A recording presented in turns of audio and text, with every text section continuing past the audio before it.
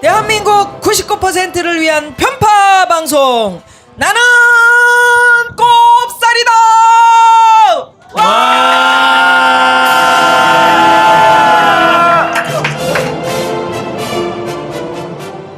자, 나는 꼽살이다 제 171회 2부 시작합니다.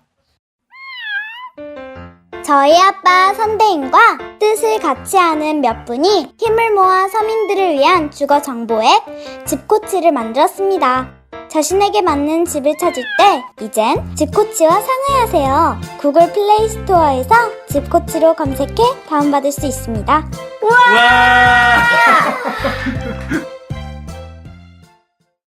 나는 꼽살이다 171회. 저는 순학질 누나, 여왕볼 누나 김미화고요. 곽현아 씨는 지금 이제 오늘 또 일정이 있어서 영화를 찍으러 갔나요? 예. 영화는 당분간 안 찍으시고. 아니 뭐하러 가냐 물어봤는데 어. 이야기를 안 해주더라고요. 이야기를 안 해. 말 못할 사연이 있나 봐요. 네. 수학문제연구소를 알차게 다지려고 지금 갔을지도 몰라요. 어찌됐건 곽현아 씨 가고 조금 있으면 이제 용띠리가 도착을 합니다. 우리 용띠리와 함께 2부 시작하도록 하겠습니다. 아주 오랜만에 경기도 용인에 있는 저희 카페에 이렇게 우리 띨띨한 동생들이 내려와 줬어요. 추운 날 너무 감사드리고 오띠리는 오랜만에 여기 와 보니까 뭐 어떤 느낌인지. 커졌어요. 커졌어요. 밖에 야외 무대도 벽을 없었는데, 누나가 터버렸지. 예. 뿔에 까가지고 뽀샤왔습니다. 그래서 딱 그 보자마자 네. 저기서 떨어야 되는구나 하는 직관처럼 딱 느꼈더니 진짜 진짜로 춥더라고요. 거기서 떨었어. 나중에 아까 내려오니까요, 거기 바람길이래요. 그거 알면서 거기가 진짜 순학질 맞긴 맞아요. 좀 인생 살면서 좀 시원한 곳에 좀 서 있기도 하고 벌판에도 좀 서 있어 보고 이래야. 여러분도 추웠죠? 그래도 아유. 여러분들은 좀 등 쪽에서 따뜻한 빛이 이렇게 선샤인 이런 게 이렇게 선샤인 하니까 우리 선대인 그러니까 선샤인 해야 선택에서는- 되는데 제가 제일 추웠어요. 그러니까 엄청 근데 춥더라고요. 원래 선샤인 프로젝트는 일본에서 에너지 절감 프로젝트 이름을 그렇게 불렀거든요. 네.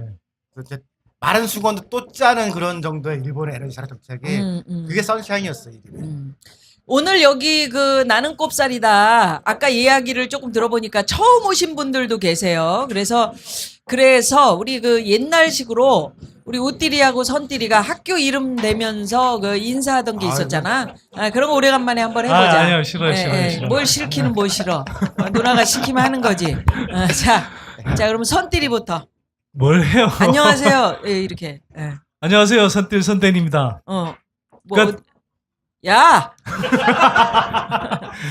눈이 너무 순학질이야. 오늘- 왜 오늘 하버드 안 해? 하버더 한번 해. 아니 이게 발음도 후진데다가. 한 번만 해줘요.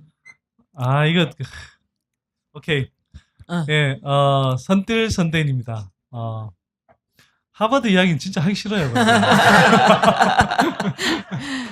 그러면서 은근히 지금 이야기를 했고. 그럼 우리 옷들이 좀 멋있게 제대로 한번 해봐봐. 누나가 시키면. 네, 자, 프랑스 파리 10대학에서 파리 10대야. 네, 이걸 들으려고 이렇게 오랜 세월을 기다려왔나? 이게 좀 재밌으려면 찰지려면 이게 파리도 아니고 파리여야 되더라고요. 파리 10대학. 파리 10대학인데 하버드 나와서 참 하버드. 좋은 거 한다. 이런 거 영민이가 쳐줘야 되는데 영민이가 아직 안 왔어. 며칠 전에 내가 뉴스를 듣다 보니까 2018 동계올림픽 이렇게 해야 되는데 그 여자 아나운서가 너무 시에게 하다 보니까 2018 동계올림픽 이렇게 얘기를 해가지고 내가 막 웃었는데 본인도 뭐 주워 담을 수도 없어요. 왜냐하면 생방송이라 뉴스는. 근데 이렇게 강하게 발음하면 뭐든지 웃겨, 그죠? 네. 엄마 아파트 이런 거 웃기잖아. 누님 그 이야기 하실까봐 내가 차마 그래. 쉽게 동조를 못했네. 쉽게 동제를 못한다고요? 2부의 첫 번째 키워드로 우리 선띠리가 정한 게 성장률과 수출 이렇게 돼 있어. 네. 그 우리 경제가 뭐 잘 되나 안 되나의 정도를 판단하는 게 성장률인데 그동안 이명박근혜 집권 당시에 어땠는지부터 잘 됐나? 일단 뭐 저성장이 고착화됐죠. 그래서 평균 성장률이 3%에 못 미치는 단계까지 갔고요. 그래서 이명박 박근혜 정부, 특히 이명박 이제 우리가 뽑을 때 생각을 해보면 저 사람이 경제 대통령을 내세웠고, 그래서 막연하게나마 저 사람 되면 그래도 우리가 좀 우리 경제가 잘 펄펄 날아가지 않을까? 그렇지. 이런 기대를 가졌던 사람들이 상당수 있었던 것 같아요. 보수가 그래도 경제는 잘 살릴 거다. 네. 그런데 결과적으로는 뭐 전혀 그러지 못했고요. 뭐 잘하신 것처럼 박근혜 정부 들어와서도 계속 이제 경제는 전반적으로 가라앉았는데 유일하게 박근혜 정부 때 살린 경제가 바로 부동산 경제였죠. 네, 부동산 경기 말고는 모든 경제가 죽을 수는 그런 상황이었죠. 부동산은 어떻게 해서 살아났던 거지? 뭐 이 방송에서 여러 차례 이야기했지만 결국은 제가 볼 때는 거의 대부분 가계부채 때문에 살아난 거죠. 이른바 빚내서 집 사라 정책. 그래. 그거 하나로 살아났다고 저는 빚 생각합니다. 권하는 사회, 권장하는 사회. 그래서 우리가 그런 이야기도 했었고. 성장률도 성장률이지만 음. 그러니까 코스피 지수로 보면은 진짜로 이게 극명해요. 그러니까 DJ 정부 5년 때 코스피 지수가 2배 늘었거든요. 그때 주식 투자했으면 2배 번 거죠, 5년간. 그다음에 노무현 정부 때는 3배 정도 올라요.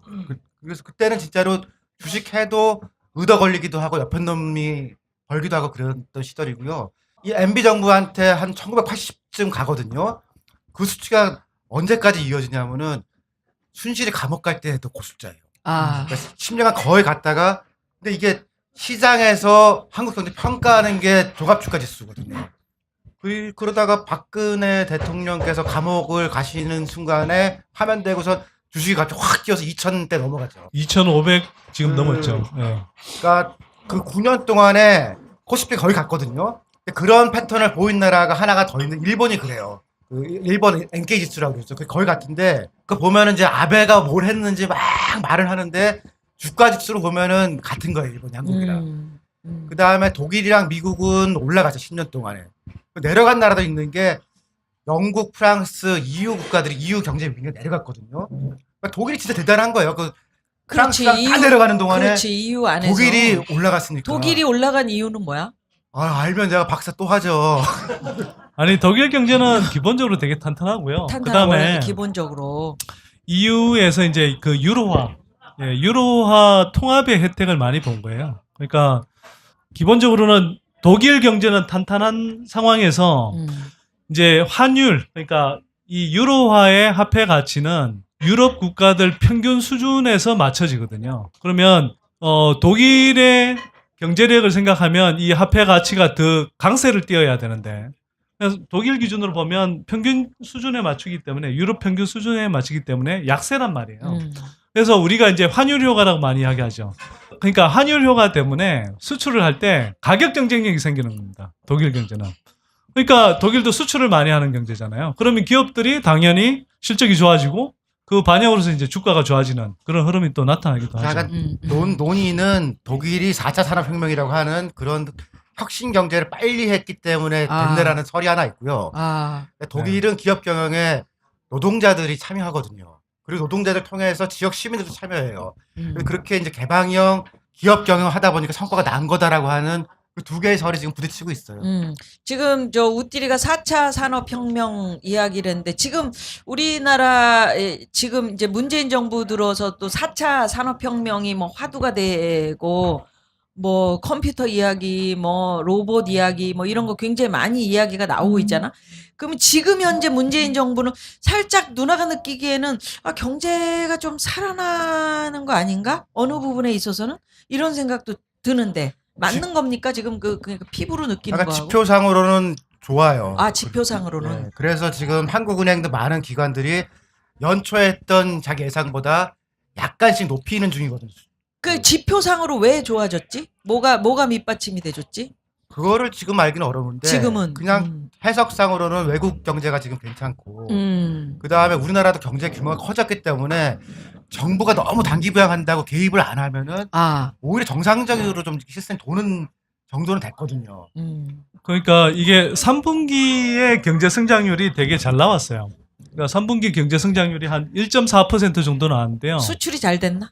예, 수출이 잘 된 것도 있고요. 근데 1.4%가 어느 정도의 수치냐 하면 분기 성장률로 나타내니까 그런데 이걸 1.4%씩 매분기 이런 속도로 성장한다 그러면 연간으로 한 5.4%가 성장하는 거예요.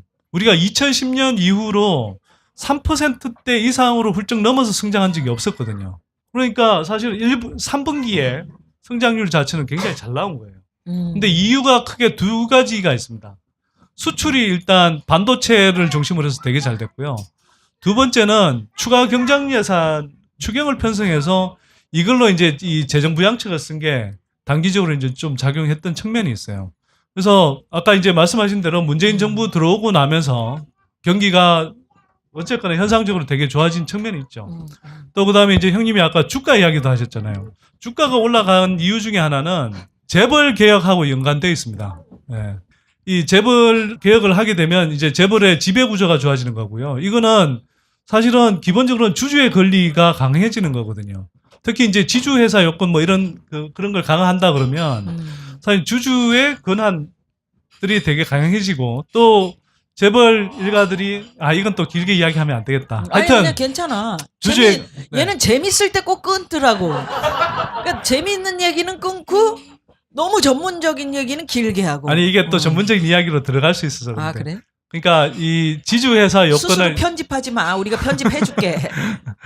지주회사 요건을 또 강화하게 되면 그 이제 지주회사가 자회사나 손자회사의 지분을 사줘야 돼요. 아, 그러면 그 자체로 이제 주가를 끌어올리는 힘들이 있죠. 그렇게 해서 또 주가가 많이 올라갔고 또 한편으로는 외국 투자자 입장에서 보면 기업의 지배 구조가 이제 좋아지는 거예요. 지금까지 한국 주가가 오르지 못했던 특히 재벌계 대기업들의 주가가 많이 오르지 못했던 이유 중에 하나가 바로 이제 지배 구조가 나쁘니까 돈을 벌어도 이게 지배주주가 그냥 이상한 편법으로 이렇게 돈을 빼가 버린다거나 삼성물산골 같은 사태가 나는 거예요. 그러니까 실제로 실적에 비해서 그렇게 이제 주가가 높게 평가되지 못하고 저평가됐는데 이걸 이제 코리아 디스카운트라고 했잖아요. 이 현상이 이제 어느 정도 해소될 수 있다고 본 거예요. 그래서 사실 주가가 올라갔습니다. 그러니까 우리가 한번 생각해보면 이명박 박근혜 정부 때 친기업이라고 그러면서 이런 재벌 지배구조들 시대착오적인 재벌 지배구조들을 수술을 안 했잖아요. 근데 오히려 개혁한다고 하니까 오히려 주가가 올라가잖아요. 그러니까 진짜 경제가 나가는 방향이 어딘가 이걸 시사하는 바가 큰 거죠. 제가 주가 자체에서. 올해 5월에 공개한 보고서는 아니고 내부에서만 보는 보고서에 올해 4분기에 연간 환산치로요 5.2% 성장률이 갈 수 있다라고 제가 썼거든요. 아, 그 사람들이 더 웃었어요. 이게 3.0도 근데 제가 갈까 말까인데. 몇 가지 근거를 딱 들어서 5.2가 연간 환산치료였까 연초는 빼고 근데 그 가장 큰 논리가 뭐냐면은 지금 수출이 좋은 게요. 환율 개입을 안 하고 있거든요. 근데 MB 때나 이럴 때는 원화를 떨어뜨려 가지고서 억지로 수출을 시킨 건데 그래. 사실 그냥 두면은 수출이 또 웬만큼 그래서 돼요. 우리가 무슨 환율 조작국에 들어가니 많이 뭐 이래가지고 막 얘기도 많았었잖아. 근데 2007년도에 그때가 노무현 정부 마지막 해였거든요. 그때가 이제 노무현 정부 너무 힘이 없어서 환율 개입을 잘 안 했던 때인데 그때가 수출이 되게 좋았어요. 그리고 성장률도 높게 나오고 성과가 좋았거든요. 지금이 약간 그런 거 비슷한 때인 것 같아요. 근데 이럴 때 이제 단기 성장한다고 또 달려들면은 좀 황당한 일이 벌어지는데 그냥 둬도 어느 정도는 갈 수준은 우리 와 있다는 생각이거든요. 근데 좀 걱정되는 게 있어요. 그래 사실은. 걱정되는 점을 이야기해봐. 걱정되는 게 발전되지. 왜냐면 아까 이제 수출을 이야기했는데 그 수출이 모든 부분에서 수출이 잘 되는 게 아니고 사실 이 반도체 그다음에 석유화학, 유화학 이런 쪽 소수의 이제 그런 산업 영역에서만 지금 하락이에요. 특히 이제 반도체 같은 경우는 뭐 슈퍼 사이클이라고 해서 이제 굉장히 이제 호황의 절정인데 물론 이게 슈퍼 사이클이 한 1, 2년 정도는 호황을 더 지속할 수 있다. 이런 이야기가 나오긴 하지만 기본적으로 사이클이라는 거죠. 사이클 산업이라는 거죠. 그래서 이 사이클이 일정하게 지나면 다시 가라앉을 수 있기 때문에 이게 이제 조금 걱정거리 중에 하나고. 계속 새로운 거를 만들어낼 그런데 수 이제 있지 않을까? 그래서 이제 걱정이라는 게 뭐냐면 우리가 뭐 기업이 활발하게 움직여야 민간 경제 주도로 해서 이제 이 성장을 하는 측면이 있는데 지금 한국에서는 이런 사이클 산업을 벗어나서 새로운 신산업 이런 것들 측면에서 굉장히 이제 약하죠. 예를 들어 삼성전자만 하더라도요. 이미 스마트폰 산업이 어느 정도 전 세계적으로 이제 포화 상태가 됐기 때문에 그쪽 사업 부문의 수익률이 그렇게 증가하지는 않습니다. 특히 중국 같은 경우는 한 4년 전만 하더라도 중국 시장의 스마트폰 시장 점유율이 한 20%가 넘었어요. 지금은 이게 한 3% 수준밖에 안 됩니다. 확 쪼그라들어 버렸어요. 그리고 그러면 현대차 잘 나가고 있느냐? 뭐 안방 시장에서만 위축되는 게 아니고요. 세계 최대의 자동차 시장이라는 중국 시장에서도 지금 뭐 시장 점유율이 뚝뚝뚝 떨어져요. 미국 경기 회복된다고 하는데 미국에서도 다른 경쟁 회사들에 비해서 계속 밀리고 있습니다. 그러니까 한국의 주력 산업들이 사실은 반도체 하나 정도를 제외하면 뚜렷하게 새로운 먹거리도 없고 기존의 주력 산업들 가운데 정체되고 있는 사업들이 되게 많은 거예요. 그 지금 중국하고 이제 대화 국면으로 접어들면서 그러면서 수출이 조금은 더 잘 되고 중국에서 우리 기업들이 좀 활발하게 움직이겠다라는 생각들은 있는데 그런 것들이 조금 뭐 영향을 주진 않을까? 그래서 이제 한편으로는 다행이고 한편으로는 우리가 이제 경제라는 것을 정치와 맞물려서 좀 봐야 되는 것도 있는 거예요. 그러니까 박근혜 정부 때 가뜩이나 경제가 잘 안 풀리는데 사드 문제로 이제 사실 중국 갈등이 그나마 이제 소비 시장을 노리고 이렇게 진출하고 있던 그런 산업들이 다 막혀버렸잖아요. 최근에 이제 사드가 약간 해빙 무드를 맞으면서 다시 이제 뭐 이 화장품 산업이라든지 중국의 소비재 시장을 노리는 이런 산업들이 다시 이제 조금 활발해지고 있죠. 그런 것들은 그나마 이제 우리가 조금 기대할 수 있고 약간은 안도할 수 있는 그런 부분이기도 하죠. 근데 이제 꼭 사드가 아니더라도요. 한 2년 전부터 중국이 수입하거나 자국에서 만들어서 수출하던 것들을 자기네 업체로 바꾸는 흐름이 생겼거든요. 아 그러니까 이제 사이클이 거의 끝났기 때문에 아, 그런 그렇구나. 걸 노리고 갔던 중국 업체들이 베트남이나 말레이시아 후방 지대로 빠지지 않으면 어렵다는 얘기가 사실은 2년 전부터 있었어요. 그러니까 사드와는 상관없이 중국에서 떼돈 벌고 이러던 시기들이 이제 종료하고 정말 중국 내수에 특화되어 있는 몇 개만 남지 그냥 중국 가서 하기는 어렵다는 게 판단이었거든요. 겹친 거죠 그거랑 지금. 그러니까 조금 더 살을 붙이면 지금까지는 우리가 중국 경제에 되게 의존해서 많이 이제 성장을 해왔어요. 외환위기 때 우리가 그나마 충격을 겪어도 빨리 경기를 회복하고 또 한편으로는 그 십수년 동안 이 정도라도 이제 성장해온 게 한편으로 중국 덕이 되게 컸거든요. 세계에서 가장 빨리 성장하는 나라인데 그리고 경제 규모도 엄청 큰데 그 나라가 바로 옆에 있었던 거예요. 그래서 혜택을 많이 봤는데 이제는 우리가 일방적으로 수출을 하던 나라에서 이제는 경쟁국이 됐죠. 뭐 조선, 해운, 뭐 철강 이런 건 말할 것도 없고 아까 말씀드렸듯이 스마트폰이나 뭐 자동차 같은 이런 소비재 시장에서도 굉장히 많이 밀려나고 있어요. 더구나 이제 중국이 이제 자국 제품을 우선적으로 구입하는 정책들을 굉장히 강화하고 있고요. 더 무서운 건 뭐냐면 혁신 산업이에요. 우리는 지금 혁신 산업이 재벌들의 이제 독과점 구조 때문에 뭐 스타트업들도 충분히 길을 못 펴고 또 신산업들이 잘 성장하지 못하잖아요. 근데 중국은 가면요 정말 어마무시한 게 선전이라는 데가 있습니다. 중국판 실리콘밸리라 불리는 홍콩 그 옆에 선전이구나. 선전 또는 뭐 센젠 이렇게 불리는데 거기 가면요 뭐 엄청납니다. 그러니까 새로운 스타트업들이 계속 생겨나는 거예요. 그 혁신 능력이 대단합니다. 특히 이제 뭐 BAT라고 하죠. 바이두, 알리바바, 뭐 텐센트 이런 이제 그런 중국의 거대 기업들이 뭐 미국의 구글이나 뭐 아마존이나 애플처럼 굉장히 활발하게 스타트업들을 새로 인수, 합병하고 그렇게 해서 새로운 미래 먹거리들을 만들고 있어요. 근데 한국의 지금 주력 기업들이 그런 식으로 활발하게 움직이지는 않고 있죠. 그나마 삼성이 좀 하고 있는 편인데 이렇게 해서는 지금 당장은 뭐 그냥 중국하고 격차가 크게 안 난다 이렇게 생각 뭐 또는 그래도 아직 뭐 반도체 같은 거 우리가 앞서가고 있다 뭐 이런 정도로 위안을 삼을 수 있을지 모르는데 혁신이라는 관점 그 다음에 미래 먹거리라는 관점에서 보면 우리가 중국보다도 앞서고 있는가 이런 생각을 하면 사실 등골이 오싹하죠. 그 우리가 이제 대기업 이야기를 할 때 우리 소비자들 그러니까 서민들에게 예를 들어서 우리 동네에 백화점이 생겨 그럼 그 백화점에서 분수 효과라든지 낙수 효과 뭐 이런 얘기들 많이 했잖아요. 크게 백화점이 생기면 일단 땅값이 오른다라고 생각하고 엄청 환영. 그런데 당장 거기서 현찰을 받아서 우리 동네에 뿌려지느냐? 그게 아니고 고속도로를 타고 부산에 큰 백화점이 생겨도 그냥 바로 그냥 본사로 돈이 올라와 버린다. 그러니까 부산에서 쓰는 돈은 부산에서 쓰이지 않고 이게 다 긁어가지고 이제 그 도심으로 다른 도시로 이렇게 본사가 있는 쪽으로 온다라는 이야기를 했는데 그런 면에서 우리 대기업들이 지금 이제 뭐 수출도 잘 되고 아직까지는 뭐 사이클이 살아있기 때문에 괜찮다 이런 얘기를 했어요. 그러면 거기서 낙수 효과, 분수 효과를 우리가 봐야 되는데 지금 소비자들 그다음에 서민들이 봐야 되는데 그런 면에서 조금 지금 과연 우리가 경제가 나아지고 있나? 이걸 피부로 못 느끼는 그러니까 이제 분들도 네. 많이 계실 거란 말이지. 누님이 되게 중요한 지적을 했는데요. 역시 대통령 표창은 아무나 받는 게 아니군요. 네, 고맙습니다. 진짜 중요한 지적을 했는데요. 아까 말씀드렸듯이 수출 그 중에서도 이제 일부 업종에 국한된 수출 경기로 많이 이제 살아났잖아요.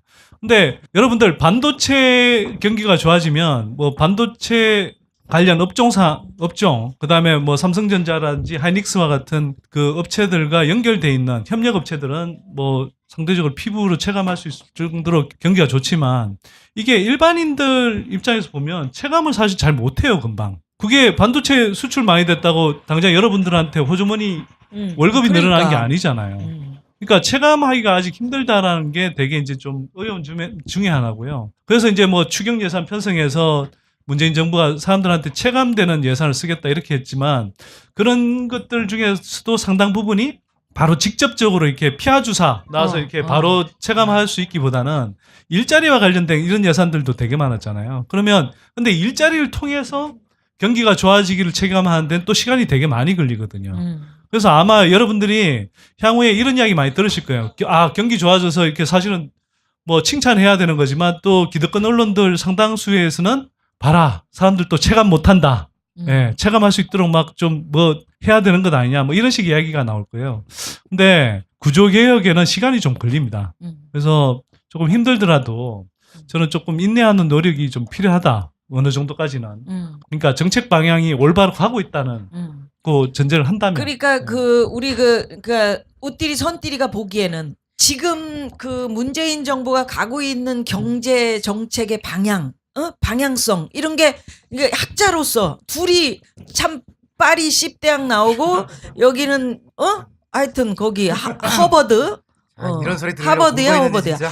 여하튼 이렇게 공부를 많이 한 학자의 입장에서 볼 때 괜찮은 거야 아니면 뭐 방향은 대체적으로 맞는데 대체적으로 디테일은 초기에 설계 미스가 좀 있었던 데도 있고 그다음에 우선순위상 잘못한 것도 있고 그리고 예를 들면은 이제 사회적 경제 같은 경우는 이 사람들이 체감하는데 제일 빠르거든요. 그러니까 IMF 때도 자활이라고 하는 걸 통해서 바로 돈을 뿌렸어 사람들한테. 그리고 그게 목표는 딱 하나였거든요. IMF 때 실업자들이 나와서 폭동이 일어나면 큰일 난다. 그래서 이제 돈을 뿌렸던 일을 했던 건데 그게 그냥 주면 안 되고 사회적 경제를 형태로 많이 쓰거든요. 근데 이게 순실이 때문에 그랬어요. 그러니까 순실이가 네 친구니? 한국당에서도 유승민이 그때 원내대표일 때 사회적 경제 기본법을 누나 발의를 얘기. 했거든요. 그다음에 민주당도 윤호중 안으로 발의가 돼 있는데 어. 기본법이 있어야 마을 기업 같은 몇 개의 기업들이 법적 위상을 가져요. 그리고 정상적으로 은행 융자를 받을 수 있으니까 그때 다 해놨으니까 하기만 하면 되는데 사실 그게 지금 법이 통과가 안 되거든요. 지금 홍준표가 제일 싫어하는 게 그 법이에요. 그거야. 그럼 어떻게? 그러니까 법이 아니더라도 또 할 수 있는 여지들을 지금 추진을 했어야 되는데 법이 아닌데 할 수 있는 여지가 뭐가 있어? 그러니까 협동조합 또 추경- 법이 있고 사회적 경제 기업도 법이 있고 법이 있어. 거기에 대한 지원금들과 관련된 것들을 종합계획 형태로 하면 되거든요. 그리고 그거는 지역에 바로 돈이 가니까 이런 것들이 좀 빨라요. 그런데 좀 정치 논의하면서 사회적 경제 같은 게 지금 후순위로 빠져 있거든요. 아니 지역 자치, 지방 자치 이런 이야기를 하잖아. 그쪽에다 힘을 좀 실어주겠다라는 네. 게 정책의 아까 방향이잖아. 제가 그랬잖아. 방향은 대체적으로 맞는데 디테일이 지금 약간 엉망으로 돼 있다. 아직은 초기라서 그러니까 좀 빨리 할 거와 늦게 할 거에 그거를 조정 같은 우선순위를 조절을 좀 빨리 되고 해야 좀 될 필요가 있다. 디자인도 좀 잘 해야죠. 디자인. 또 디자인은 누가 가서 할 거야? 나한테 물어보세요 그래요. 애 키우는 아빠한테. 나 애들 옷 디자인도 힘들어 죽겠구만.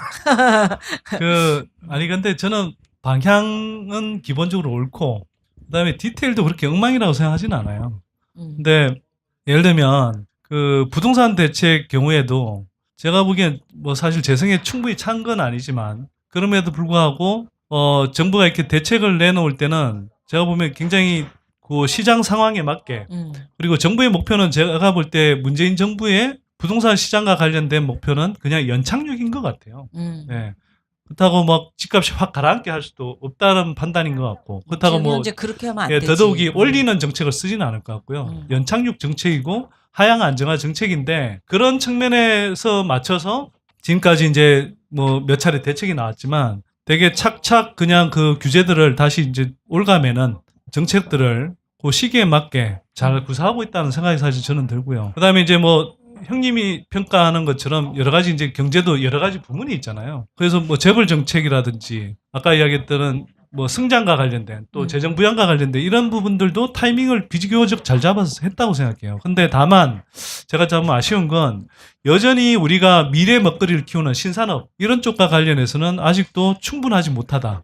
특히 과학기술이라든지 뭐 이게 산업 쪽과 관련된 그런 쪽은 인력풀도 그렇고 실제로 장관을 임명하는 과정에서도 보면 계속 좀 충분하게 좋은 인재들이 좀 못 나오는 것 같은 그런 이제 느낌이 사실 좀 강하게 들었죠. 과학기술에 제가 한마디만 좀 보태면은 제 친구들이나 저희 뭐 바로 1세대들의 문제인데 문과쟁이들이 너무 출세했던 시대였거든요. 언제까지?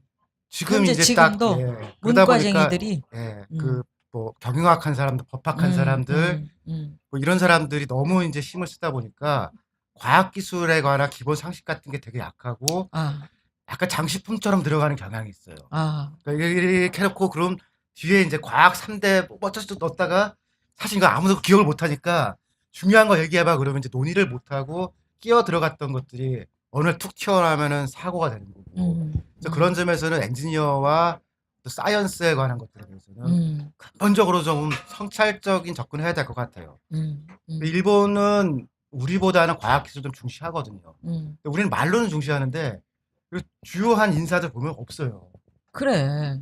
우리는 뭐 노벨상도 지금 뭐 한 개도 못하는 상황인데 뭐. 그런 것도 있지만 이 문재인 정부가 사실은 민주화라든지 그러니까 각 정부가 사실은 이른바 좀, 좀 강점을 가진 부분이 있고 약점이 있는 부분이 있잖아요. 그러니까 우리가 이제 그걸 한편으로 좀 이해할 수도 있는데 어쨌거나 이제 이 과학기술이라든지 신산업 이런 쪽을 키우는 쪽에는 좀 약한 거죠. 그 인력풀도 좀 약한 것 같고. 그래서 앞으로는 이런 인력풀들을 조금 키울 필요가 있겠다라는 생각이 사실 많이 듭니다. 오케이.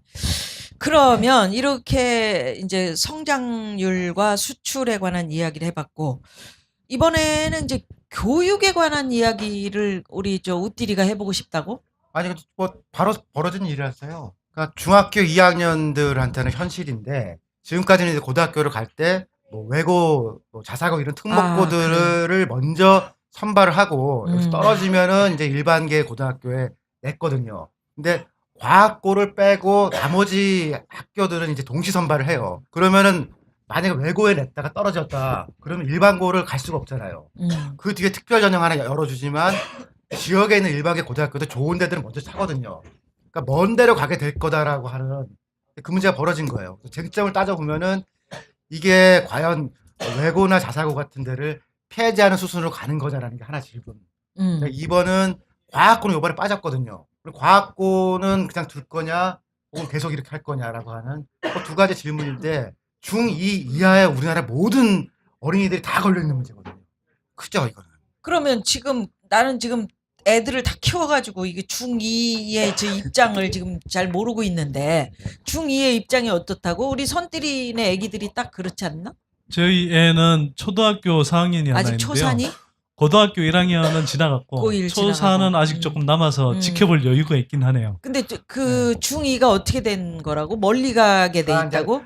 옛날에는 사교육을 고3 때 받았어요. 그러니까 그렇지. 고등학교까지는 다 똑같으니까 고3 때 받았던 거를 이제 내려가 점점? 근데 제가 보기에는 부자들한테 유리해져요. 경쟁 밑으로 갈수록.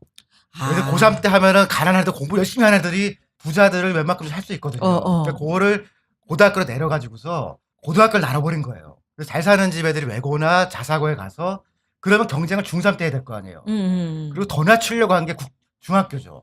국제중은 6학년 때 해야 될 거 아니에요. 그러니까 이거 계속 이렇게 내려오는 추세에 있었는데 이제 시민사회나 정상적인 학자들은 위로 올려야 된다. 사교육을 하는 거를 근본적으로 막지는 못하더라도 지금처럼 뭐 3살에 시작하지 않으면 안 된다라는 거를 계속 내려오다 보면은 지금 3살까지 내려와 있거든요. 몇 살까지 갈 거야? 영유아 뱃속에서부터 한번 영유아 사교육 시장 우리나라 규모가 얼마인지 아세요? 얼마나 돼요? 몰라. 한번 찍어보세요. 아, 내가 책 갖고 왔으면 찍었으면 이거 예? 1조? 2조요? 2조 택도 없어요. 진짜야? 예. 그것도 어마어마. 만 5세 이하의 영유아들이 사교육가 뭐 부모 먹고 이런 거 다 빼고 사교육만 3조 4천억, 3조 2천억이에요.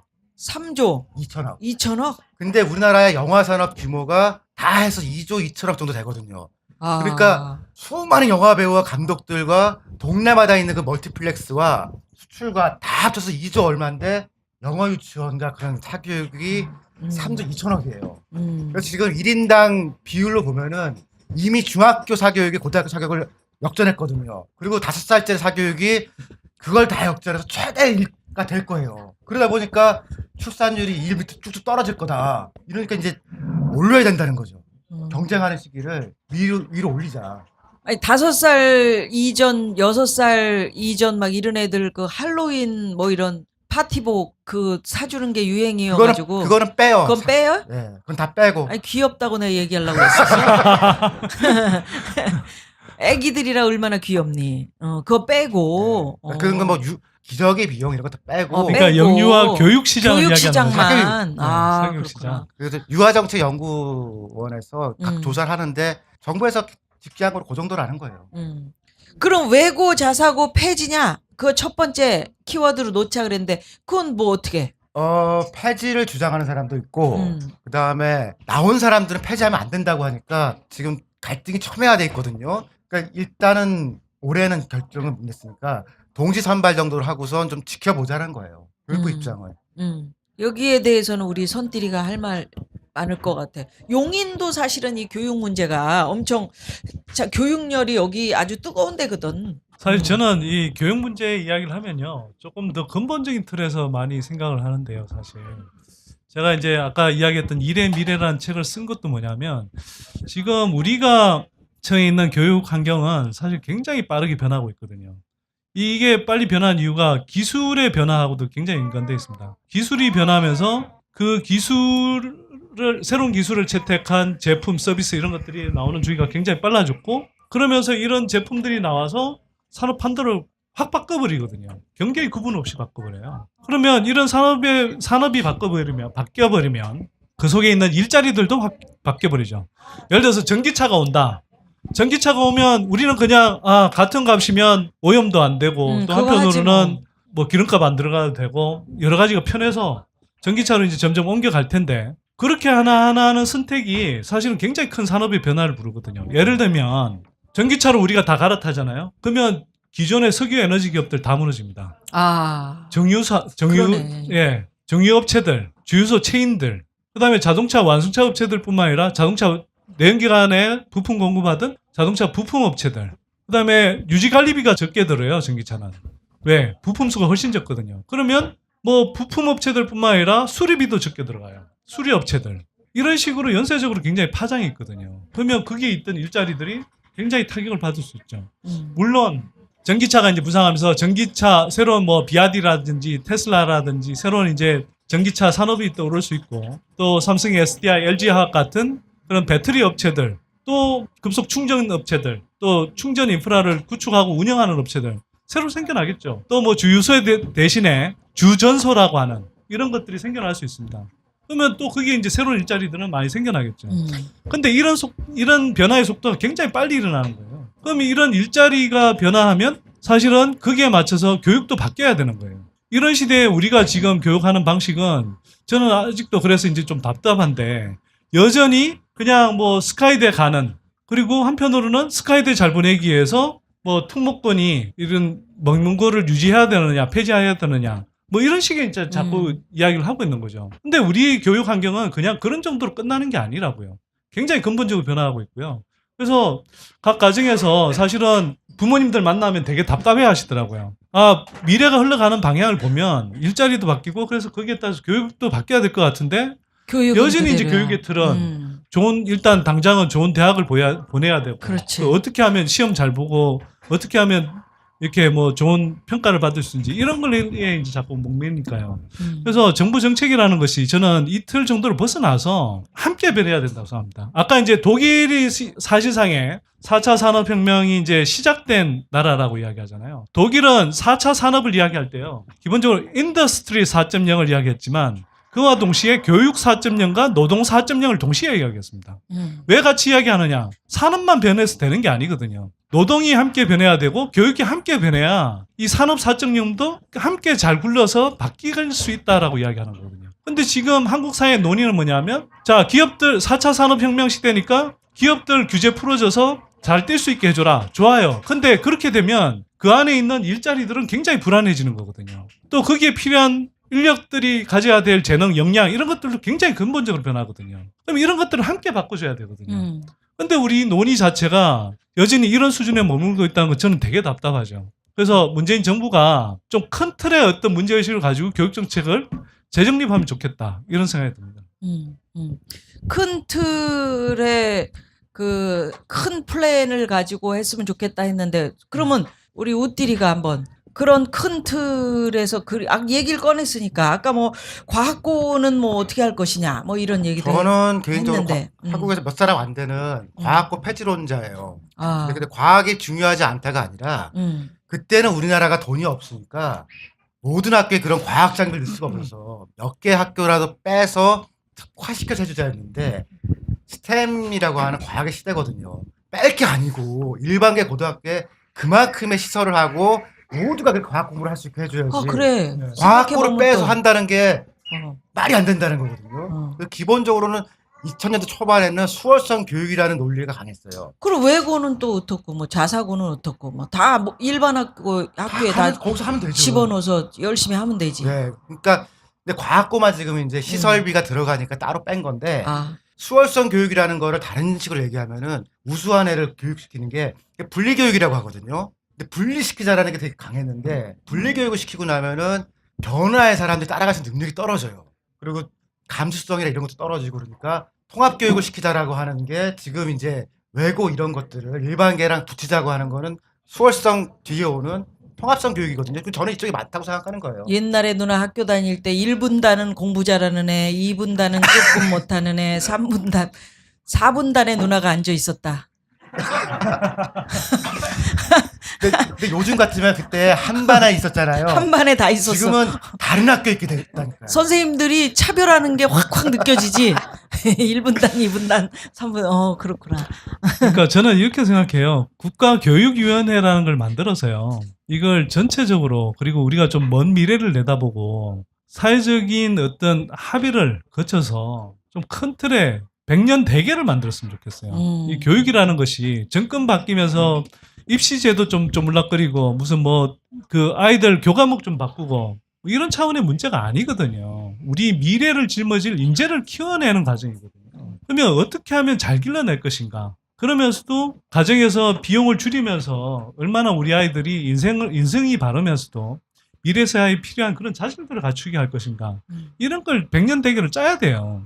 그래서 문재인 정부가 문재인 정부만의 어떤 색깔을 보여주는 정책을 짜기보다는요. 저는 그런 큰 틀의 합의 구조를 만들어내고 그 틀이 정권의 좌우에 상관없이 계속 지속된다. 이걸 보여주는 게 저는 가장 중요하다고 생각합니다. 근데 이런 얘기를 하니까 그 교육감님들 말이야. 그럼 왜 정권에 따라서 뭐 야성향 교육감, 우성향 교육감 왜 그렇게 뽑아야 되지? 교육에 왜 그런 게 들어가야 되나? 난 또 이 지점에서 살짝 그런 느낌도 드네. 그러니까 그 교육감님들이 지역마다 다 다르잖아, 생각들이. 여기는 이렇게 하고 저기는 저렇게 하고 뭐 또 지역에 있는 그 시장에 따라서 뭐 교복이 어떻고 뭐 교육이 어떻고 막 이런 식의 어떤 교육에 이런 정치가 반드시 들어가야 되는 상황인가? 기본 취지는 정치라기보다는 자치였죠. 그러니까 교육자치 같은 걸 해서 그 지역 사람들이 자기 지역에 맞는 초등 중등 교육을 할 수 있게 원하는 사람을 뽑아서 스스로 자치를 하고 대학만 교육부에서 하거든요. 그 밑은 교육감이니까 아, 원래는 자치의 영역인데 자치와 정치가 사실 좀 헷갈리기도 헷갈려. 하죠. 그렇구나. 어떨 땐 자치 같고 어떨 때는 정치 같고. 근데 궁극의 목표는 그 다른 분야도 그렇게 자치를 늘려 나가는데 교육을 먼저 하자라는 거였어요. 물론 이제 누님 말씀하신 것처럼 상대적으로 이제 정치색을 배제하자고 하면서 사실은 교육감 선거는 정당 공천이 없잖아요. 그럼에도 불구하고 우리가 이제 상대적으로 진보 보육감, 뭐 그렇지. 진보 교육감, 보수 교육감 보수 이렇게 교육감. 뭐 판별은 하는데 당연히 교육이라는 것이 뭐 되게 가치 중립적이진 않아요. 100%. 뭐 또 한편으로는 한국에서 어떤 교육을 실현하는 것이 기본적으로 이 올바른 교육인가에 대해서 당연히 이제 성향상 또는 시각이 나뉠 수밖에 없죠. 그래서 뭐 그런 이제 형님이 이야기한 것대로 그러면 그 지역의 주민들이 원하는 그런 이제 교육감을 뽑아서 그 지역에 상대적으로 그런 성향의 어떤 교육들이 지속되도록 하는 것 자체는 저는 문제는 아니라고 생각하고요. 다만 저는 조금 모르겠습니다. 이제 제가 요즘 뭐 고민하는 영역이 있다 보니까 그런지 모르겠는데 저 교육이라고 그러면 자꾸 교육청 체계만의 교육만을 자꾸 생각하는 것 같아요. 근데 보니까 자꾸 이제 그렇게 되면 기본적으로 이 짜여져 있는 어떤 학사 과정을 운영하고 교과목을 어떤 식으로 운영하고 이런 식의 논의로만 자꾸 가다 보니까 지금 아까 말씀드렸듯이 사회 변화, 산업의 변화 굉장히 빠르게 일어나는데 대응을 못 하는 거죠. 근데 또 지자체는 손 놓고 있어요. 이런 부분에서. 저는 지자체들이 교육을 그냥 교육청에만 맡긴다고 생각하지 않고 각 지역의 교육을 활성화하기 위해서 굉장히 많은 노력을 해야 된다고 생각해요. 예를 들면 각 지역에서 제가 볼 때는요. 한 뭐 100억 정도의 그런 예산을 쓰면 전국 최고 수준의 방과후 학교들을 다 만들 수 있습니다. 그러면 우리 학교 교육, 기존의 딱딱한 학교 교육의 틀 안에서 하지 못하던 그런 교육도 얼마든지 할 수 있거든요. 최고 수준의 예술 교육도 할 수 있고 정말 우리 아이들이 기술 변화에 따른 그런 체험형 교육들, 고급진 교육들도 얼마든지 할 수 있어요. 근데 그런데 돈을 안 쓰고 지금 엉뚱한데 돈을 너무 많이 쓰고 있는 거죠. 그래서 하여간 제가 이제 외국 학교랑 우리나라 학교 비교해 보니까 지금은 이제 한국 정부가 돈이 있고 우리가 돈이 있거든요. 정말 좋은 게 있다 그러면은 그거를 일반 학교에서 하면 되거든요. 최고의 과학기술 스터디 필요하다. 그걸 놔주고 그렇지 않은 학생들도 아 이런 게 있구나라고 이렇게 보면서 하는 게 맞지. 분리시켜서 일부 영재가만 좋은 설비 주겠다. 그건 벌써 10년 전 발상이고 우리 모두 과학을 조금씩 알아야 된다는 거예요. 그러니까 나는 우띠리 그 이야기에 매우 감명 깊게 들었고 그다음에 누나가 아 이런 것들을 좀 실천해 봐야 되겠다라고 생각을 했던 게 우리 옛날에 뭐 그 쌀 이야기 할 때도 그렇고 예. 호남미 대박 친 적 있었죠. 그 호남미가 다 우리나라 쌀이 아니고 막 여러 그 멋진 쌀이라든지 뭐 이런저런 뭐 다 섞어가지고 쌀을 잘 보고서 일단 밥을 먹자 이런 이야기도 했었고 그다음에 우띠리가 그 중국산 찐쌀도 한번 했었죠. 그래 우띠리가 그 파리에서 그 10대학 다닐 때 그때 그 대학생들이 일단 과일을 많이 먹더라. 그러니까 식사하고 나서 그 과일이 잔뜩 들어있는 그 냉장고 같이 그런 매대가 있어가지고 거기서 막 깎아먹게 그렇게 했더라. 그러니까 우리나라 학생들은 중고등학교는 그래도 급식이라도 있어서 잘 먹는데 대학생들은 과연 그렇게 먹느냐 알바하면서 정말 눈물의 삼각김밥을 먹으면서 그리고 또 학교 가서 공부하는데 가서 막상 학교 식당에 가면 부실한 또 식사하고 넌 대학생이니까 집에서 챙겨주지도 못하고 그러니까 그런 이야기를 들었을 때 과일방 얘기 한번 했었죠. 과일방 얘기도 했었고 그러니까 그런 것들이 일반적으로 퍼져나갔을 때 지금 교육 이야기처럼 뭐 과학고 뭐 외고 자사고 이렇게 나눌 게 아니고 일반적으로 정말 우리 아들 딸들한테 정말 잘해줄 수 있는 어떤 그런 보편적으로 생각할 수 있는 것들이 있었을 때 그때가 바로 우리 교육의 완성이 아닐까 이런 생각도 해보네요. 오늘 이야기 들으면서. 근데 그런 거를 해야 그러니까 제가 보니까 국민소득 3만 불까지는 어떻게 오거든요. 근데 우리가 지금 한 2만 7천 8천에서 몇 년째 이러고 있는데 3만 4만 넘어가는 나라들이 내부 안에 있는 불합리를 굉장히 많이 해소한 나라들이 3만 넘어가면서 5만 6만 가더라고요. 그러니까 우리도 지금 그런 걸 한번 해야 될 때인 것 같아요. 제가 조금 약간 긴 얘기인데 90년대 후반에 제가 말레이시아하고 필리핀을 한 주일 차이로 갔다 온 적이 있었거든요. 근데 사실 저는 그때 잘 동남아 몰라서 비슷비슷한 나라였어요. 근데 그때 보니까 말레이시아는 조금 공무원들이 괜찮은 것 같고 필리핀은 조금 덜 괜찮은 것 같고 그랬거든요. 고만고만했는데 얼마 전에 제가 두 나라 경제 지표를 보니까요. 필리핀 아직도 얼마 안 되고 태국에 3,500 정도 되고 말레이시아 9,500이더라고요. 만불 되면 거의 선진국이거든요. 그러니까 약간의 시스템 차이가 10몇 년 지나니까 확 차이를 만들더라고요. 우리가 지금 약간 더 정비해서 다음 시대로 가서 4, 5만 불을 갈 거냐 하던 대로 멈추다가 지금 정치할 거냐 딱 그 갈림길인 것 같아요. 그렇습니다. 우리 저 용띠리를 기다리면서 제가 그 아까 우리 우띠리하고 선띠리가 피자를 다 주워 먹으려는 거를 두 쪽을 남겨놓고 제가 덮었습니다. 오면은 일단 욕을 바가지로 우리가 해주면서 이렇게 시작을 합시다. 저만 막말하는 게 아니고 우리도 막말한다는 걸 보여주자고. 어떻게 생각하세요? 우리가 착하긴 착해요. 착하긴 착해. 아니 오늘 이제 막 욕하면은 울기도 하더라고요. 사람 안 보는 데서 울고 속상해하고 가슴도 아프고. 근데 우리 용띠리가 참 착하네.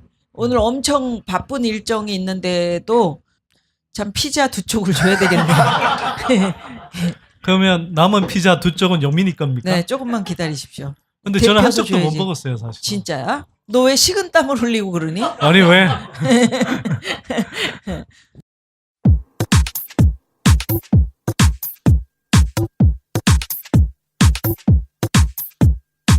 지금 여러분께서는 대한민국 99%를 위한 편파 방송 나는 꼽사리다와 함께하고 계십니다. 팟캐스트 포털 팟빵에서 나는 꼽사리다 시즌3 채널로 만나세요.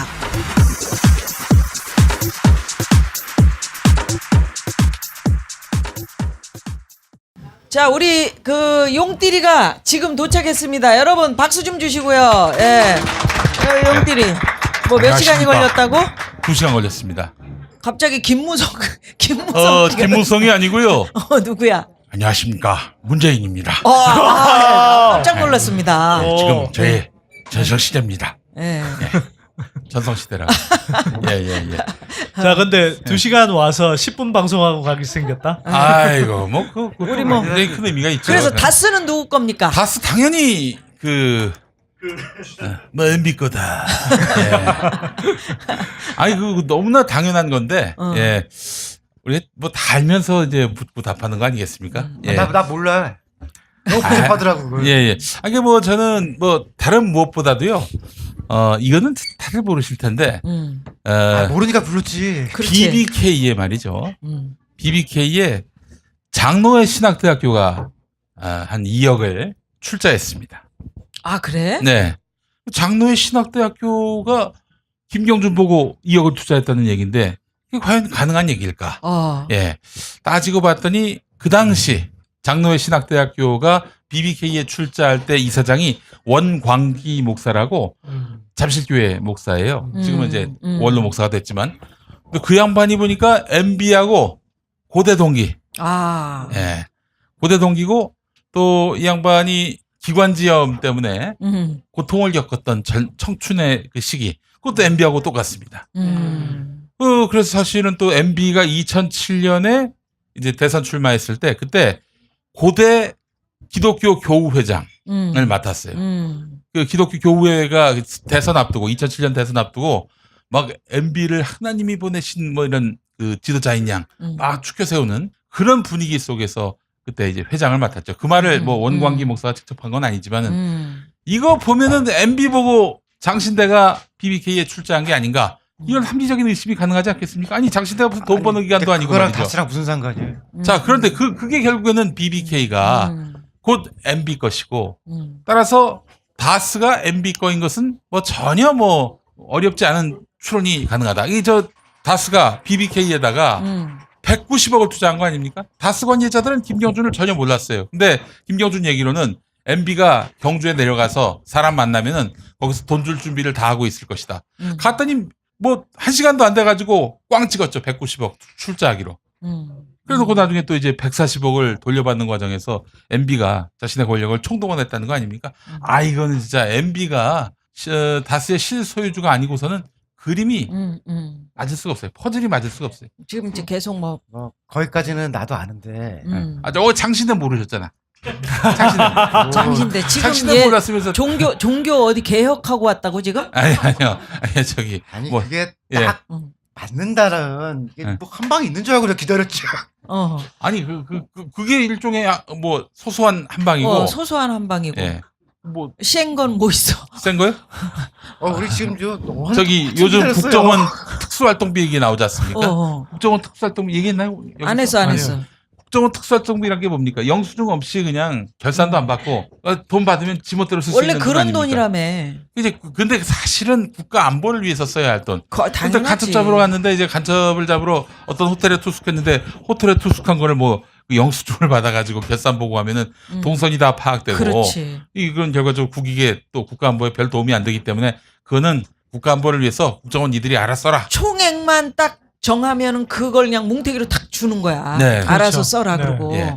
어. 그런데 이제 주진우 기자가 최근에 취재한 내용을 보면은 MB 때 특수활동비를 빼다가 몇 억씩 빼다가 원세훈이 MB한테 갖다 바쳤다는 거죠. 아니 갖다 바친 정도가 아니라 MB가 캐나다의 은행을 갖고 있지 않습니까? 그 은행에 직접 그 돈을 갖고 가서 입금을 했다는 거예요. 아. 예. 주진우 기자가 그걸 발견해서? 파악해낸 겁니다. 아. 예. 입금까지는 파악해냈는데 지금 총액이 얼마 남은지는 아직 파악 못했지. 예, 그거는 알 수 없는데 대략 그 규모상 보면 30조 이상 되지 않겠는가. 아. 30조? MB의 전체 비자금 액수가. 30조? 예. 자원회계가 35조였는데. 그러니까 최소 그림이 잡힌 것만. 야, 너 우리 포미가 말이죠. 이 아주 굉장히 천연. 파리가 많아. 천연 왜냐면 너무 많아요. 왜냐면 예. 올 때를 기다려가지고 우리가 예. 문을 열어놓고 있었거든. 아, 파리가 많이. 그리고 너 때문에 그래. 예. 피자를 내가 두 쪽을 남겨놓고 저 덮어놓고 있었다. 당신 피자야. 파리가 배고프지. 그럼 파리를 잠깐만 피자를 대표해야 돼. 예. 그래가지고 예. 저 우리 대인이는 뭐 할 얘기 없니? 다스에 대해서. 이게 뭐 사실 정황상으로 보면 굉장히 이상한 구석들이 많죠. 그러니까 다스가 아주 급승장을 하는 시기가 이명박 때하고 되게 겹치고 또 아까 이제 비자금 30조 이야기를 했는데 네. 사실은 그건 뭐 추정하기 쉽진 않아요. 근데 제가 예전에 지금 반론하는 겁니까, 형님? 아니 그게 아니라 선대인 기다리다가 빡. 아니, 형님 때문에 온 거지. 근데 이것도 반론을 하면 뭐야 이게 대체? 아니 내가 반론 뭐가 되는 거야 이게? 아니 내가 반론이 아니라 도와주려고 하고 도와주려고 하는 거예요? 도움이 안 되잖아. 이분이 2시간 동안 교통 지역에서 생활하더니 아니 반론을 하면 기분 나쁘지. 2시간 동안 이렇게 뚫고 내려왔는데. 아니 그러니까 반론이 아니고 왜 이러는 거지 갑자기 분위기가 험악해지는 거지. 그 예전에 제가 구여권 인사, 네. 그러니까 MB 쪽 그에서 그나마 이제 조금 착하다는 놈들. 오세훈은 혹시는 아니죠? 오세훈은 아, 아니고. 뭔.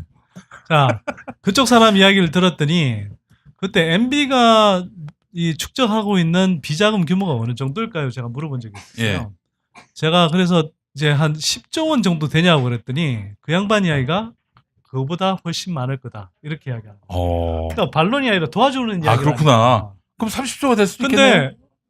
그런데 응. 제가 이제 그와 관련해서 아까 이제 뭐 우리가 앞에서 자원외교라든지 그 다음에 통공기업들 통해서 이제 대규모 토목 사업을 했다고 그랬잖아요. 그래서 부채가 엄청 늘어났다고 그랬잖아요. 근데 그 돈들이 다 어디로 갔는지 우리가 효과를 잘 못 느낀다는 것뿐만 아니라 특히 자원외교 같은 경우는 밖으로 투자한다고 그러면서 이렇게 뒤로 새나간 돈들이 너무 많을 것으로 추정이 되는 거죠. 그리고 또 하나 되게 제가 보기에는 하나씩만 하자. 집에 가자. 이상한 정황 중에 하나가 뭐냐면 왜 이래? 포스코 건설이라고 여러분들 잘 아시잖아요. 형님이 좌지우지했던 그 포스코 건설이 사실 이명박 정부 들어오면서 결정적으로 그 망가지기 시작하잖아요. 근데 포스코 그룹 안에서 그 포스코 건설이 그때 갑자기 매출액이 엄청 늘어납니다. 수주액도 엄청 늘어나고. 그러니까 왜 MB 정부 때 그렇게 수주가 늘어났느냐? 그 중에서도 특히 해외 사업에서 수주가 엄청 늘어나요. 그러니까 원래 이 수주 시공 능력으로 보면 한 뭐 그냥 10위권 뭐 그 안쪽에 살짝 들던 회사가 막 1, 2위를 다 붙어요. 그때. 그만큼 이제 갑자기 수주액이 늘어나는 거죠. 근데 보통은 이렇게 해외 시설 사업 같은 것들을 하면서 사실은 돈을 이제 뭐 여러 가지 경로로 이제 빼돌리기가 쉽거든요. 그러니까 이런 정황들이 다 이상하게 딱 맞물려 간다는 겁니다. 조세도 피처로 향하는 돈 이명박 정부 들어와서 굉장히 늘어나요. 막 2배, 3배씩 막 늘어납니다. 그러니까 왜 이런 정황들이 다 그 시기에 똑같은 통계 지표들이 똑같은 게 아니라 어떤 각각의 지표들이지만 이 지표들이 왜 다 같은 방향으로 움직이냐는 거죠. 그런 면에서 굉장히 정황상으로 의심할 여지들이 굉장히 많은 거고요. 사실 다스는 어찌 보면 엄청난 규모의 자금들 중에 일부가 사실은 드러난 거죠. 어찌 보면. 그래서 우리 우띠리는 다스에 대해서 뭐 할 말 없어? 그래서 다스는 누구 거냐고? 두 사람 얘기만 들어서는 모르겠어요. 주진우가 그러니까- 와야 될 것 같아? 아니 그리고 주진우가 이건- 와도 모를 것 같아요. 그래서 다스 140원 140억 아죠. 140원. 140원 때문에 우리가 지금 이러고 있는 거야? 140억 때문에 이제 좀 사람들이 열받아 하는 건 이건 것 같아요. 그러니까 이명박은 엄청나게 사실 축제를 했어요. 그다음에 이상득도 그 형제들이 그냥 정치를 했는데 부가 엄청나게 늘어났어요. 이유는 뭐 그 과정은 정확하게 모르겠지만 자 분명히 그랬는데 이 다스라는 걸 통해 BBK 이제 그 사건의 과정에서 다스 특히 이게 관련해서 미국에서 어쨌거나 재판 과정에서 140억을 투자자들한테 돌려주라 이렇게 이야기했는데 그걸 안 돌려주고 이 사람들 형제가 사실상 살상 꿀꺽하는 것처럼 보이는 거잖아요. 그죠? 그래서 우리가 묻고 있는 거죠. 누구 거길래? 모른다는 얘기 아니에요. 그러니까 이제 그동안 밝혀야지. 쌓아왔던 그 삥땅 쳤던 돈들 이걸 갖고 국민을 위해 썼다면은 이건 뭐 진짜 국민들이 뭐 무상급식은 물론이고 고교 무상 교육 이것도 다 가능한 것이고. 가능한 거지. 예. 그 돈이 다 새 나간 거다고 보니까 억울한 거지 우리는. 예. 우리가 이 꼴로 응? 살 필요도 응. 없는 것이고. 예. 너는 그 꼴로 살아도 된다. 너는 왜냐하면 막말한 죄가 있기 때문에. 근데 지금은 너 잘 나가지? 아 그렇죠. 막말 때문에 잘 나가는 겁니다. 누님. 그래? 예. 뭔 이게 소리야, 지금 그게 돈을 또. 엄청나게 벌어가지고 곧 엄마 아파트 살 것 같아요. 엄마 아니 돈을 뭘로 벌었는데? 갈구리채로 좀 긁어 모으고 있습니다 지금. 라디오도 새로 들어가서 SBS 라디오 아침에 하지. 네, 김어준하고 아, 김어준하고 같이 붙는 거 아닌가? 김어준 아니요 그 양반 7시부터 전 6시부터 7시까지입니다. 아 피해 갔구나. 아니 피해 간 게 아니라 이제 어. 김어준이 빌더라고요 무릎 꿇고. 제발 좀 그 시간엔 하지 말아달라. 예. 이게 탈이야. 애가 겸손할 줄은 몰라. 그리고 잘 되니까 좋다. 팟캐스트 뭐 하나 한다며. 네, 저 김어준의 블랙하우스가 블랙하우스, 곧 시작되니까 네. 김영민이 한다는 게 블락하우스야. 근데 블락하우스가 뭔데? 블락 몰래 블락. 뭔 블락? 그 이제 트위터나 페이스북에서 까부는 사람들 블락. 그냥 차단하는 거. 아, 블락이라고 하죠. 왜 블락. 블락했는지? 예, 그렇죠. 근데 어떤 내용으로 방송을 하는 거예요? 아 그냥 웃겨보려고 한번 한 건데 뭘가 세심하게 심하게. 그다음에 너 무슨 관장 있었잖아. 김어준의 뉴스 공장에 대응하는 어. 김용민의 뉴스 관장. 예. 그리고 얘가 제일 웃긴 것 같아요. 예. 아니, 나 파파이스의 맘마이스 한번 나가봤는데 너무 무섭게 분장을 하고 있더라고요. 그거 웃기던데. 무서워가지고 아니 멀리 보면은 어. 근데 가까이서 보면요 진짜 무서워요. 진짜 아유. 풍채 좋은 아줌마 같잖아. 분장 쓰고 그래서 아유 그것도 화장실 가서 너무 힘들어요. 어. 그 치마를 이렇게 거치고 이렇게 일 본다는 게 보통 일이 아닙니다. 예. 예. 앉아서 봐야지 그러니까 앉아서. 일을. 아. 왜 서서 봐? 치마 입고 서서 일 보는 사람이 어딨어? 그런 방법이 있었고. 그 얘기는 재밌게 들었는데 네. 그 배트맨 슈트 있잖아요. 네. 가장 최근에 나온 거 이전에는 배트맨 슈트 입고서 배우가 어. 화장실 갈 수가 없었다는 거예요. 왜요? 오. 왜? 지퍼가 없으니까. 없으니까. 그래서 입고 그냥 버텼다는 거예요, 그게. 그 구멍을 좀 내주지 그랬어. 옷에다 너무한다. 아니 그럼 슈퍼히어로들은 다 그런 거 아니야? 다 그러니까. 그렇게 아, 이제 구멍이 없던데. 최근에는 이제 소재가 바뀌면서 팬티를 이제는 거꾸로 화장실 입고 갈 수 있잖아. 있는데 어. 네. 90년대 이럴 때는 그냥 다 버텼다는 거예요. 아 그랬구나. 그 배트맨 슈트는 모가지도 안 돌아갔대요. 그렇지 위부터 아래까지 쫙 붙어 있으니까. 그래서 저기 급한 경우는 처리를 하려고 이제 성인용 기저귀를 알아봤는데 그게 사이즈가 되나? 아니 그 사이즈를 떠나서 찔끔찔끔은 되지만 이게 그냥 쏟아내는 거는 그걸 감당할 수 있는 게 없대요. 아 왜? 없다는데? 그 여자들 생리대가 네. 작아도 네. 엄청난 양의 그 아유, 저 엄청난 양 보세요. 능력이 있어. 어떻게 어떻게 달아요, 누님? 달 방법을 모르겠는데. 알았어.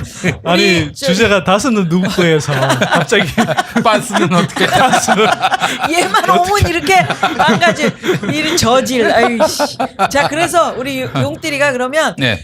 이제 오랫동안 기다리신 여러분들 위해서 멀리까지 오셨고, 네. 그러니까 이제 용띠리 보고 싶어서 지금 가시지도 못하고 오지도 못하고 이렇게 우리 문을 걸어 잠갔잖니. 예. 왜냐면 우리 관객 못 수가 나가게. 점점 빠지기 때문에 예. 여기 한 번 오면은 못 나갑니다. 예. 그래서 한번 마지막으로 인사 좀 그동안 어떻게 지내고 뭐 그동안 뭐 광고하고 싶은 거 광고하고 우리도 광고할 게 있어 예. 지금. 촛불혁명 이후로 이제 이 나라가 거의 180도 바뀌었다고 생각이 드는데 왜 당신은 안 바뀌었어? 네? 저의 이 모습을 원하는 사람들이 너무나 많기 때문에요. 또 아직 저의 막말이 좀 더 기묘합니다. 지금. 예. 너 페이스북에 자는 모습은 제발 좀 그것 좀. 왜 지 자는 걸 아니 우리가 이제 봐야 돼? 사실은 이제 앞으로 이 방송은 그 시대 그 드라마도 사실 그 시대 드라마 보면은 그 시대 생활상이 나오지 않습니까? 방송은 사람의 삶의 창이라고 생각합니다. 날것. 그렇죠. 어. 그 먹방 나왔는데 어. 찬방도 한번 나와줘야죠. 예, 조만간 싸방도 한번 야, 해보려고. 물 마시다가 싸방. 똥방이라고요. 싸방까지 한번 해봐서 인간의 그 모든 것들을 다 한번 표출해 보려고 합니다. 예. 아니 일단 촛불혁명 이후로 우리나라가 뭐 정말 모든 것들이 다 바뀌어 가고 있는데요. 저는 다른 무엇보다도 우리 시대의 촛불혁명을 평가할 수가 없어요. 근데 한 10년 지나고 20년 지나고 한 100년 지났을 때 비로소 촛불혁명의 그 가치를 우리들이 이제 파악할 수 있을 텐데 물론 아직까지 많은 국민들은 이게 촛불혁명이 미완의 상태다. 계속 이 정부가 한 5년 가다 갑자기 또 자빠지고 그러면은 이건 또 과거 헬 시대로 돌아갈 수 있기 때문에 이 그 촛불혁명이 세운 정부를 길이 보존하도록 계속 연대하자, 싸우자 이러고 있거든요. 그래서 저는 우리 시대의 그 가장 큰 유산, 자산으로 이 촛불혁명을 길이 보존했으면 하는 바람이 있고요. 그걸 위해서 제가 열심히 앞으로도 활동하겠습니다. 예, 용띠리에게 박수 주십시오. 대단히 감사합니다. 네, 마지막엔 또 누구 목소리야? 네. 안녕하십니까, 김근태입니다. 누가? 김근태 의원. 닮은 듯 하면서 아이고 예, 그립습니다. 똑같대요. 자, 네. 그러면 우리 선띠리가 뭐 마지막 인사 겸 광고 겸 이렇게. 예. 두 가지가 있어요.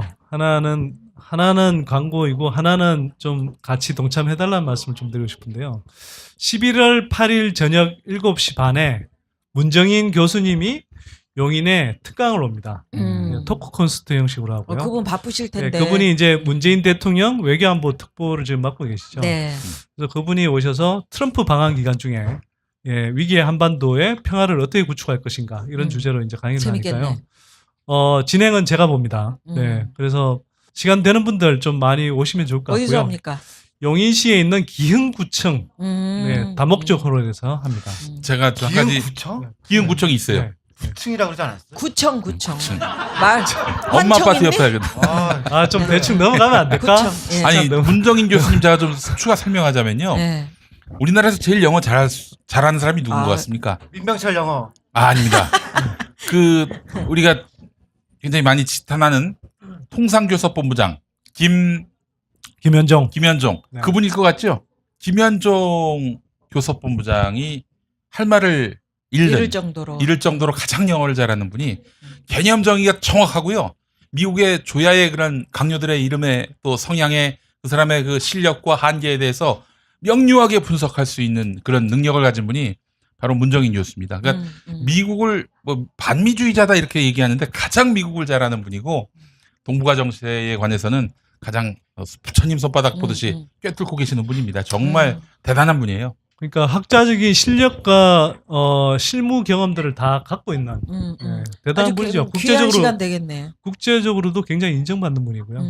그래서 많은 분들이 오셔서 하여튼 문재인 정부의 그런 바람직한 외교안보 정책에 관해서도 좀 이야기 들어보시면 좋겠고요. 그리고 오늘 사실 제가 좀 더 강조해서 말씀드리고 싶은 게 하나 있어요. 네, 뭐냐 하면 각 지역마다 있긴 할 텐데요. 용인시에도 장애인 자립 생활센터라는 게 있습니다.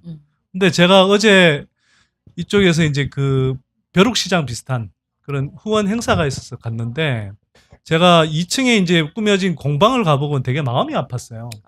그러니까 이 휠체어 타신 중증 장애인 분들이 그 모여서 이 미싱 작업을 하고 계신 거예요. 음. 거기서 이제 재봉틀.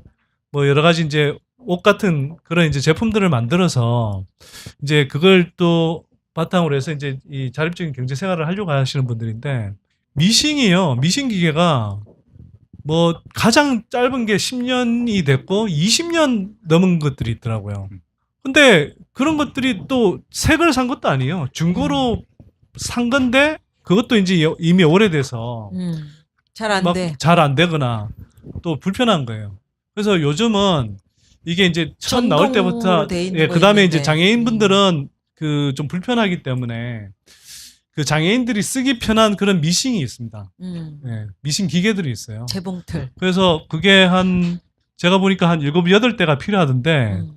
적어도 그 중에 한 2-3대만이라도 좀 바꿔주면 좋겠다 이런 생각이 좀 들었고요. 그래서 이 방송을 통해서 혹시 그- 도움 주실 분들. 네, 좀 도움 주시고 싶은 의사가 있는 분들은 좀 후원을 해주시면 좋을 것 같습니다. 그래서 후원 계좌를 제가 좀 안내를 해드릴 텐데요.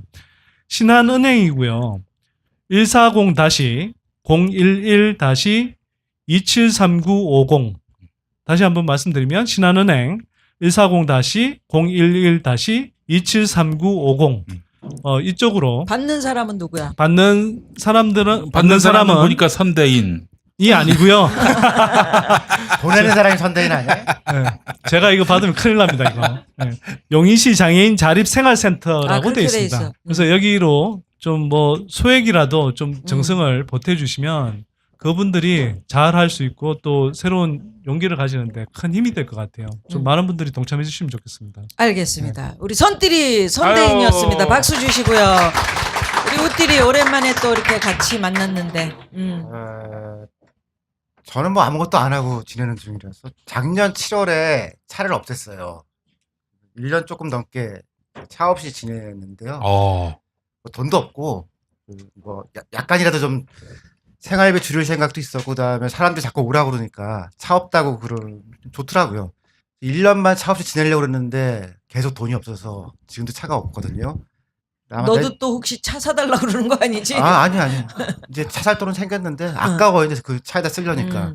근데 그러면서 이제 제가 생각을 해보니까 지난 대선이 이랬던 것 같아요. 그러니까 지난 10년간 그러니까 정의당 이전에 민주노동당 일부에서 만들었던 정책이랑 시민단체가 갖고 있는 정책들을 이번 대선에 어쨌든 또 여러 명의 후보가 또 통합을 한 거 아니에요. 그러면서 창고 대박한 세일을 한번 한 거예요. 그러니까 우리가 있던 다 털어준 거거든요. 그리고 나니까 시민단체도 없고 다른 정당에도 다음 시대 정책은 뭐냐 지금 없어요. 텅 비어 있어요. 그리고 했던 거를 이제 좀 강화시키거나 좀 그런 것만 있지 새로운 지금 대안은 없거든요. 생각해보니까 제가 88만 원 세대에서 청년 얘기를 한 게 실제로 사회적으로 영향을 미친 건 10년 정도 되거든요.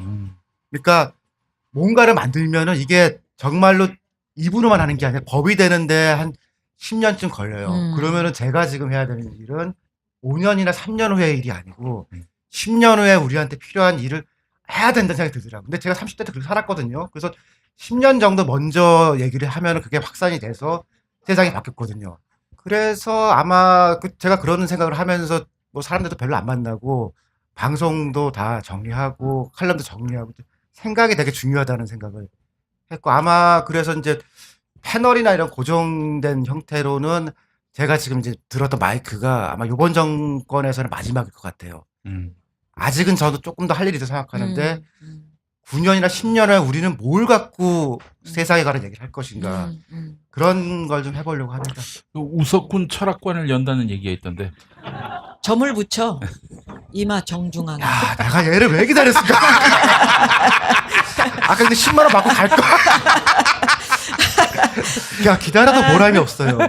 저희가 여러분 오늘 참여해 주셔서 감사드리고 아까 2시경에 시작을 해가지고 지금 벌써 시골이라 어둑어둑해지고 있습니다.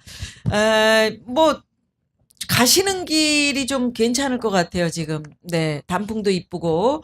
그런데 오랜 시간 호미에서 여러분과 함께한 나는 꼽살이다. 이렇게 정말 오랜 시간을 같이 해주신 여러분들이신데 그만큼 기다리면서 행복하셨었어야 되는데 괜찮으셨습니까? 네. 아이 고맙습니다. 그리고 우리 용띠리도 그렇고 우띠리도 그렇고 뭐 이제 올해는 거의 다 갔으니까 내년쯤에도 우리 선띠리 혼자서 지금 낙곱살이 이거 이어가느라고 진짜 우리 곽현아랑 힘들다. 그러니까 예. 가끔은 좀 이렇게 좀 예. 도와주려고 이렇게 마음을 좀 먹고 이렇게 우리가 살자. 예. 자주 좀. 알겠습니다. 예. 자, 뭐요? 근데 어. 좀 도와주려고 그래도 어. 잠이 너무 와요. 잠이 너무 와. 옛날엔 이런 얘기하면 우리 선띠리가 삐지고 그랬었는데 이제 애가 마음이 넓어졌어. 네. 예. 아유. 자, 세상이 뭐요? 제가 보니까요, 이 화내면 안 되는 직업이 있더라고요. 그게 바로 감정노동입니다. 감정노동. 예. 세상이 좀 밝아진 것 같지만 아직은 긴 밤이었다가 이제 새벽쯤 그렇게 온 것 같습니다. 환하게 밝아질 대한민국을 위해서 낙곱살도 띨띨이들도 저도 그리고 오늘 오신 여러분들 듣고 계신 여러분들도 아직은 더 할 일이 많을 것 같습니다. 자, 오늘 우리 낙곱살이다 여러분들 많이 아껴주시고 성원해 주시고 그러셨는데 주위 분들에게 더더욱이나 많이 좀 광고 좀 해주시고요. 우리 선띠리를 위해서도 누나가 용인 시민으로서 참 열심히 살고 있는 우리 선띠리 우리 네. 용띠리도 우리 누님은 처인구, 저는 어. 기흥구, 우리 선 소장님은 수지구. 니 네. 그래. 우리 각 구 하나씩 내가 나눠서 제일 이렇게 시골이구나. 아니 첫 방송할 때 그러니까 두 번째 방송 유한한 언론 뭐 그런 거 하지 않으셨어요? 그거 했지. 넌 언론도 아니야. 네, 근데 You 그 are 말이 not alone. 근데 그 말 넌 그대로가 언론도 아니야. 필요한 말인 것 같은데. 그러니까. 예. 그래서 지금 이제 살살 나아지고 있지 않습니까? 예. 예. 오랜만에 우리 마무리 좀 힘차게 한번 해볼까요? 정치는 쫄지 마, 경제는 속지 마. 야, 이거 얼마만에 하는 거요? 가슴이 두근거리네. 자, 그러면 여러분 기억하시죠? 제가 정치는 그러면 쫄지 마, 여러분들. 경제는 속지 마. 연습 한번 해봅니다. 정치는 쫄지 마. 경제는 속지 마. 아, 좋아요. 그겁니다. 다시, 자, 이제 지금 연습이었고, 가봅니다. 자, 오랜만에 해봅니다. 자, 정치는 쫄지 마! 경제는 썩지 마! 와!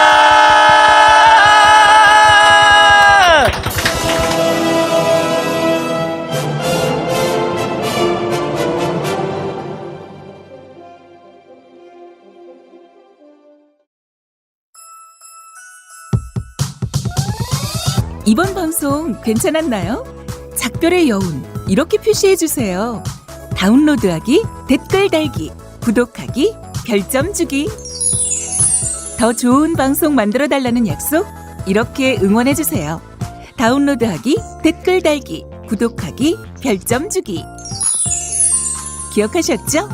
다운로드하기, 댓글 달기, 구독하기, 별점 주기.